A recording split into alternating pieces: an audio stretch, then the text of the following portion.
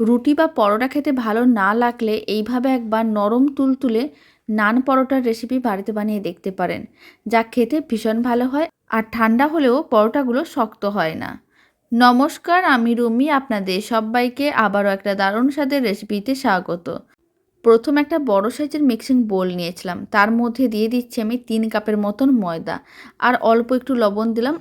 চা চামচের 1 চামচের মতন চিনির গুঁড়ো দিয়ে দিলাম আর বড় চামচের 2 চামচের মতন সাদা তেল দিয়ে দিলাম। আর আমি দিয়ে দিলাম চা চামচের 2 চামচ ইস্ট। এখন সমস্ত শুকনো উপকরণ ভালো করে মিশিয়ে নিতে হবে। তারপর অল্প অল্প জল দিয়ে একটা নরম ডো রেডি করতে হবে।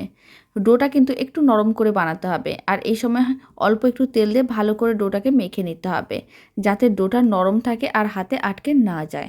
30 মিনিট এইভাবে রেখে দেওয়ার পরে আবারও ডোটাকে ভালো করে মেখে নিতে হবে। 30 মিনিট পরে দেখতে পাবেন ডোটা কিন্তু ফুলে উঠেছে। এবার কিছুটা অংশ হাতের মুঠোর মধ্যে নিতে হবে, মানে লেচি কেটে নিতে হবে। তারপরে এক একটা লেচিকে নিয়ে শুকনো ময়দার মধ্যে ভালো করে কোট করে এরকমই রুটির মতন করে বেলে নিতে হবে।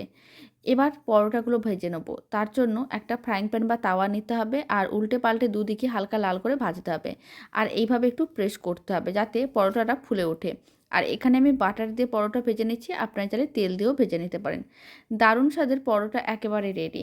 বাড়িতে বানিয়ে দেখতে পারেন, খেতে কিন্তু ভীষণ ভালো হয় আর বানানো একেবারেই সহজ।